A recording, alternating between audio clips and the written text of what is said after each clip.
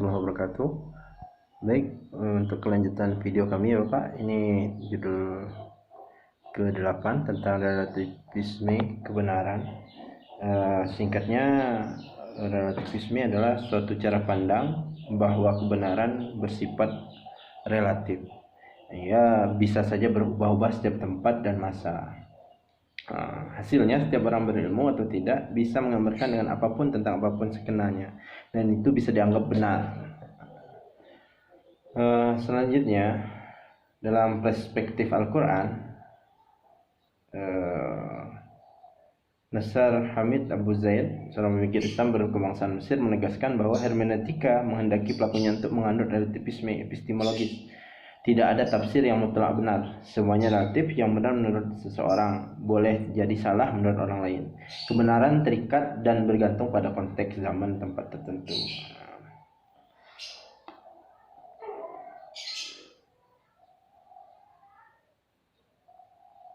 Lalu dalam Al-Quran dikatakan, Qul innama ana basyarum mislukum yuha ilayya annama ilahukum ilahu wahid. Faman kana yarju liqa'a rabbih falyamal amalan shalihan wa la yusyrik bi ibadati rabbih ahada.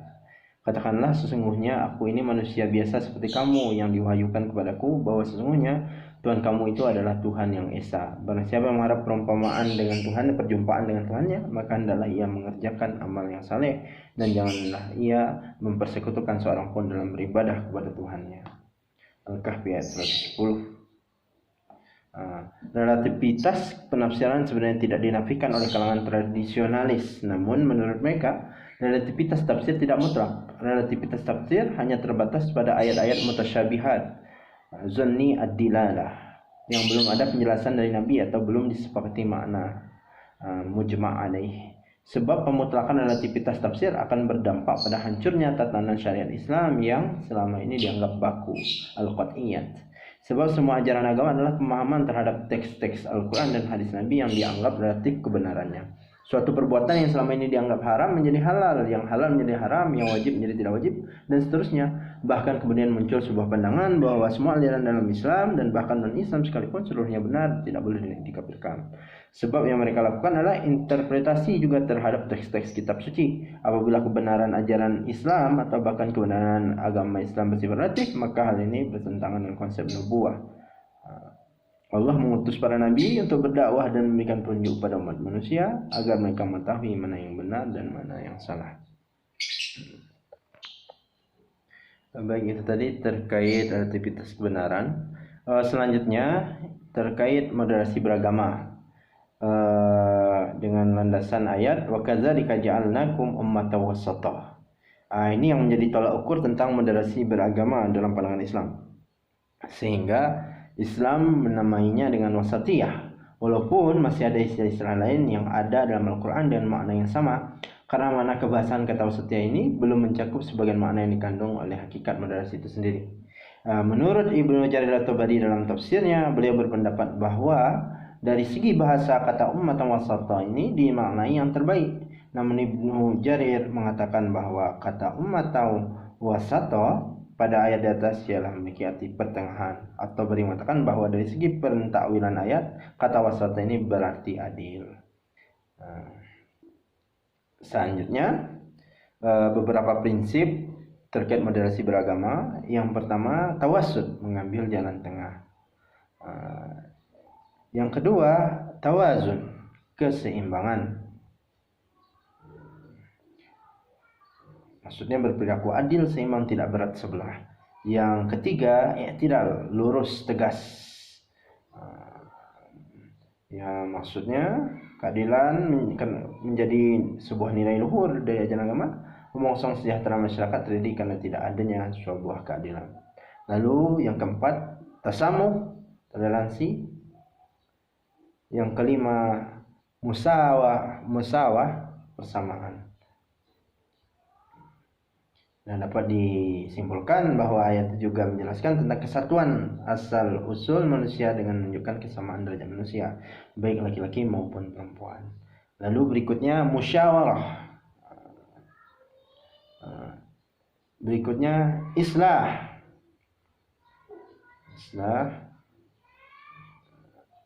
Berikutnya aulawiyah, tatawur wa ibtikar,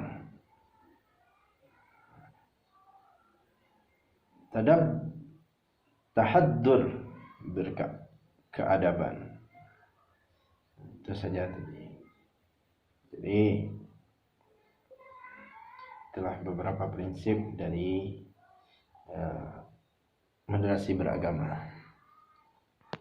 Baik, berikutnya terkait pernikahan beda agama. Dalam Al-Quran dijelaskan bahwasanya, dan janganlah kamu menikahi wanita-wanita musyrik sebelum mereka beriman. Sesungguhnya wanita budak yang mukmin lebih baik daripada wanita musyrik walaupun dia menarik hatimu.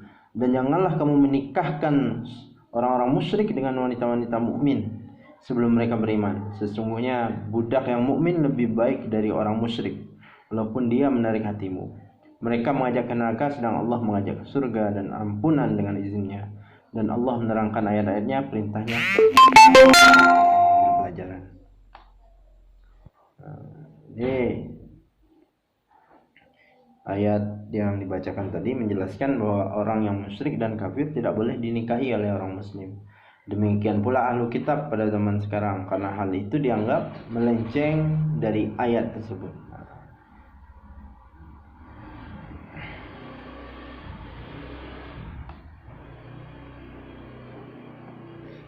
Itu tadi terkait pernikahan beda agama. Baik, berikutnya terkait kesetaraan gender dalam perspektif Al-Quran. Ini yang menarik dari menurut Quraisy Shihab, persamaan antara laki-laki dan perempuan, baik laki-laki maupun perempuan, juga persamaan antar suku dan bangsa. Adalah pokok ajaran dan prinsip utama dalam ajaran Islam. Dalam Al-Quran Allah berfirman, "Hai manusia, sesungguhnya kami menciptakan kamu dari seorang laki-laki dan seorang perempuan dan menjadikan kamu berbangsa-bangsa dan bersuku-suku supaya kamu saling kenal mengenal. Sesungguhnya orang yang paling mulia di antara kamu di sisi Allah SWT, orang yang paling bertakwa di antara kamu. Sesungguhnya Allah SWT Maha mengetahui dan lagi Maha mengenal." Jadi jelas ayat ini menegaskan tinggi rendah derajat seorang ditentukan oleh nilai pengabdian dan ketakwaan kepada Allah. Oleh karena itu dalam ajaran Islam laki-laki dan perempuan tidak memiliki perbedaan yang mendasar dan substansial dalam beberapa hal utama seperti asal kejadian, hak-haknya dalam berbagai bidang kedudukan serta peran dan tugasnya serta tanggung jawabnya.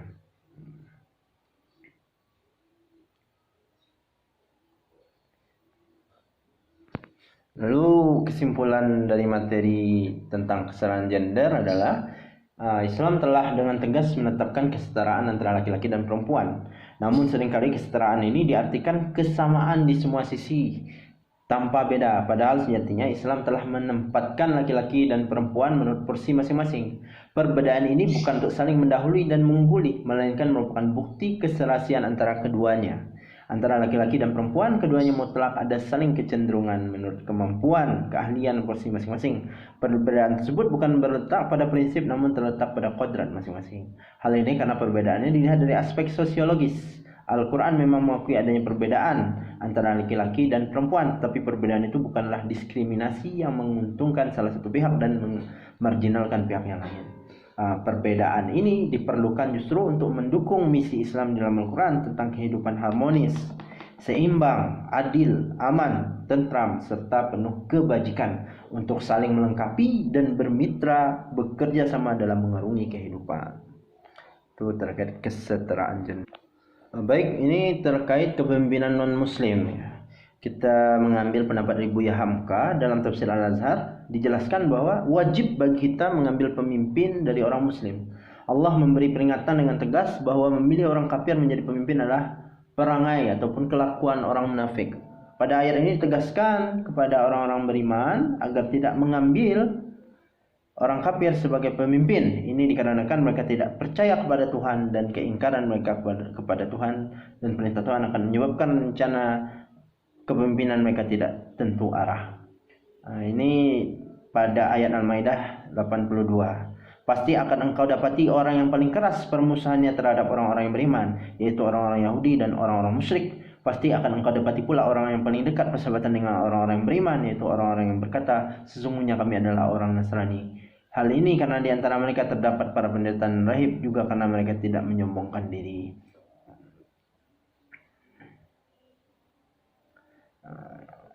Berikutnya juga dari pernyataan Buya Hamka tadi, bahwa pengangkatan seorang non-muslim sebagai pemimpin banyak mendatangkan mudaratnya. Karena Buya Hamka dalam tafsir Al-Azhar mengatakan orang-orang kafir itu sudah jelas tidak percaya dengan adanya Tuhan. Lalu mengapa kita masih memilih non-muslim sebagai pemimpin? Tentu tidaklah benar. Oleh karena itu umat muslim seharusnya wajib memilih pemimpin dari kalangan muslim juga, agar tidak ada pertentangan yang terjadi antara umat muslim dan umat non-muslim. Secara umum ada perbedaan pendapat para ulama tentang pemimpin non-muslim yang dapat dipetakan ke dalam dua kelompok. Kelompok pertama adalah mereka yang menolak pemimpin muslim, sedangkan kelompok kedua mereka yang mendukung pemimpin non-muslim. Nah, pada pendapat kelompok pertama menurut Fahmi Huwaidi, sebagaimana dicatat oleh HM Mujar Ibn Syarif, merupakan pendapat yang paling banyak dianut dan menjadi tesis yang paling banyak diikuti oleh umat Islam. Ya, para ulama juga termasuk dalam kelompok pertama. Contohnya seperti Al-Zamakhsyari, Al-Alusi, Ibn Al-Arabi, Ibn Katsir, Ibn Qurtubi, Wahb Al-Zuhaili dan lain sebagainya. Sedangkan ada juga beberapa ulama yang memperbolehkan, seperti Muhammad Abduh, Said Al-Asmawi, Muhammad Toha. Mereka merupakan intelektual muslim modern yang memiliki gagasan baru dalam melihat pesan-pesan Al-Quran. Baik, itu tadi terkait kepemimpinan non-muslim.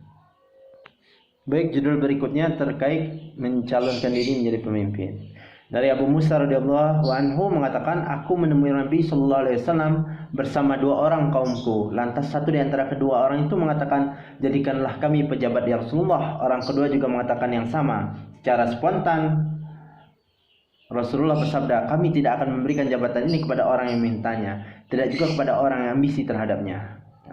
Jika dilihat dari tekstual dalam hadis di atas, maka sudah jelas bahwa mencalonkan diri jadi pemimpin atau meminta jabatan sebagai posisi penting dalam bentuk apapun, baik presiden, gubernur, wali kota, bupati, caleg, camat maupun jabatan terendah terkhusus dalam pemerintahan di Indonesia seperti ketua RT, adalah hal yang terlarang dalam Islam.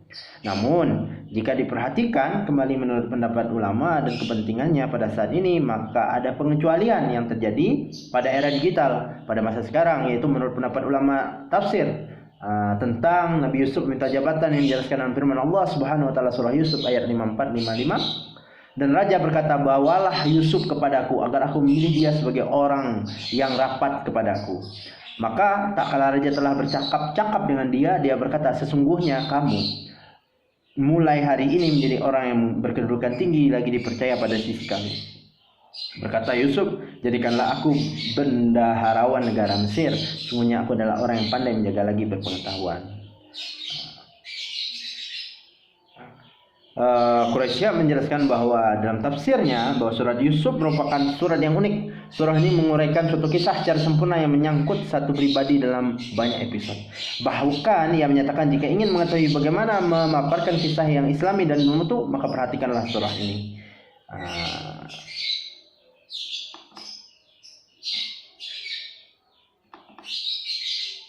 Terkait surah Yusuf.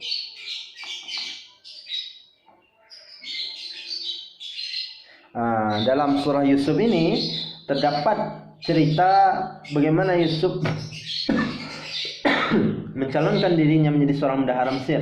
Diawali dengan raja Mesir yang bermimpi ada 7 ekor sapi kurus yang makan 7 ekor sapi gemuk. Ya, akhirnya mimpi tersebut ditakwilkan oleh Yusuf dan diberikan solusi terhadap takwil mimpi tersebut, sehingga jelaslah bagi raja Mesir bahwa Yusuf adalah manusia yang tidak berkhianat, hingga akhirnya Yusuf menawarkan dirinya menjadi bendahara Mesir. Baik, berikutnya lantas kesimpulannya, apa saja syarat yang memperbolehkan kita untuk menyalonkan diri kita menjadi pemimpin?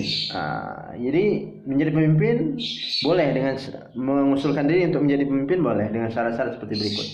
Yang pertama, ditawari atau dicalonkan.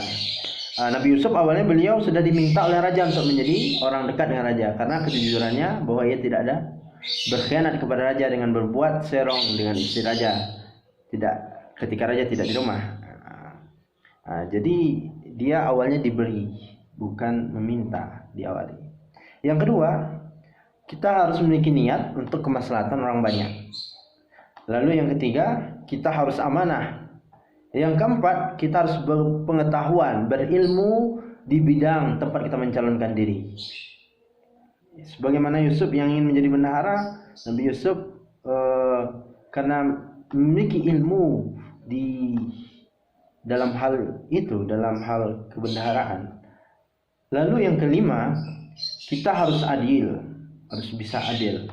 Yang keenam, apabila ada juga orang kafir dan zalim yang mencalonkan diri menjadi pemimpin, sehingga jika dia menang Islam akan terhambat dakwahnya, maka boleh bagi orang tersebut untuk mencalonkan diri jadi pemimpin. Itu tadi terkait mencalonkan diri menjadi pemimpin. Baik, berikutnya terkait makalah pemikiran kontemporer, masih makalah ini terkait nasionalisme, sikap nasionalisme.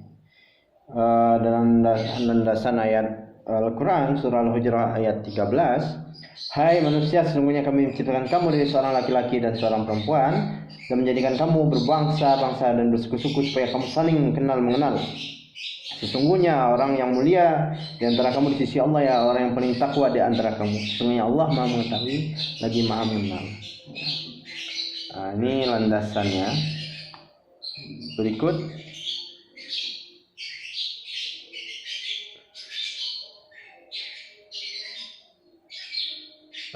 pengertian nasionalisme. Ada banyak pengertian, di antaranya yang memiliki rasa kebangsaan, cinta akan tanah air, atau pemahaman tentang kesatuan bangsa. Ini salah satunya. Lantas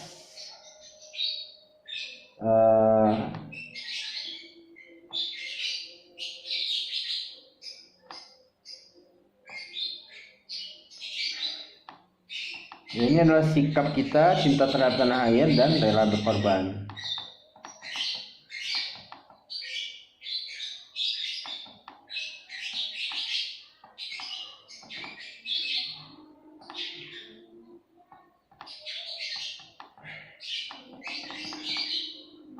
Seorang Muslim ya dituntut untuk memiliki sikap nasionalisme. Karena ya kondisinya, apalagi di negara kita ini berbeda-beda. Sistem kenegaraan adalah subjek diskusi. Jadi perdebatan yang terjadi antara kaum nasionalis sekuler yang ingin menjadikan negara ini sebagai negara berasaskan Islam atau kaum agamawan yang ingin menjadikannya negara berasaskan Islam, ini akan menimbulkan perdebatan. Tanpa ada rasa nasionalisme akan terjadi namanya perpecahan ya, karena perbedaan keyakinan tadi dalam satu negara. Al-Quran sendiri menganjurkan kita untuk tidak melakukan perpecahan karena perbedaan suku budaya. Kita dianjurkan untuk mencintai negara kita sebagaimana ayat Al-Quran, wa idh qala Ibrahim rabbi ij'al hadza baladan amina wajnubni wa baniya an na'budal asnam. Dan ingatlah ketika Ibrahim berkata, ya Tuhanku, jadikanlah negeri ini negara yang aman, jauhkanlah aku serta anak cucuku daripada menyembah berhala-hala. Itu doa Nabi Ibrahim menunjukkan cintanya terhadap tanah airnya. Jadi kita harus mencintai tanah air kita. Mungkin demikian untuk makalah nasionalisme. Akan kita lanjutkan pada makalah terakhir. Baik, berikutnya terkait zakat profesi dengan landasan ayat, hai orang-orang yang beriman, nafkahkanlah di jalan Allah sebagian dari hasil usahamu yang baik-baik dan sebagian dari apa yang kami keluarkan dari bumi untuk kamu. Dan janganlah kamu memilih yang buruk lalu kamu nafkahkan daripadanya, padahal kamu sendiri tidak mau mengambilnya, melainkan memicingkan mata terhadapnya. Dan ketahuilah bahwa Allah Maha Kaya lagi Maha Terpuji. Al-Baqarah 267. Ayat ini bersifat umum ya, mencakup seluruh penghasilan baik dari perdagangan, gaji maupun profesi lainnya. Berdasarkan ayat ini, para ulama menetapkan zakat perniagaan, zakat arul tijarah. Karena itu sangat relevan dan kontekstual kalau berdasarkan ayat ini juga ditetapkan zakat pendapatan berupa gaji maupun lainnya. Dengan menggunakan nalar induksi terhadap ayat-ayat dan hadis yang berkaitan dengan seluruh aspek zakat, hatu amwalakum asrub'in. Tujuan fungsi ritual dan ekonomi zakat ditambah dengan praktek faktual yang dilakukan oleh para sahabat dan tabi'in tanpa mengabaikan kearifan lokal dalam bingkai mabada tadafuru ataupun kolaborasi sejumlah dalil, maka dapat disimpulkan bahwa kedudukan hukum zakat profesi sama dengan kedudukan hukum zakat mal yang lain.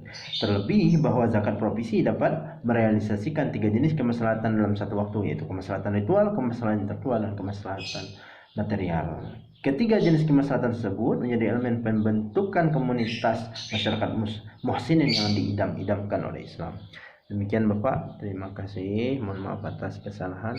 Semoga apa yang kami rekam ini, apa yang kami post ini bisa bermanfaat dan memenuhi tugas semester.